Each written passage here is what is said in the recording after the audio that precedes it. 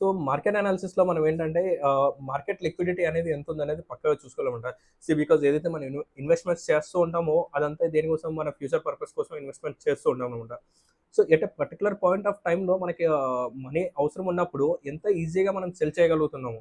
మన దగ్గరున్న అసెట్ అది స్టాక్స్ కానీ, బాండ్స్ కానీ లేదంటే రియల్ ఎస్టేట్‌లో పెట్టినా గూడా ఇంకెక్కడ ఇన్వెస్ట్ చేసినా గూడా సో, ఎంత క్విక్‌గా మనము క్యాష్‌ని రియలైజ్ చేసుకోగలుగుతున్నాము. అనేది అంటే ఐ మీన్ సింపుల్‌గా మార్కెట్ లిక్విడిటీ ఎలా ఉంది అనేది మనం చూసుకోవాలనమాట.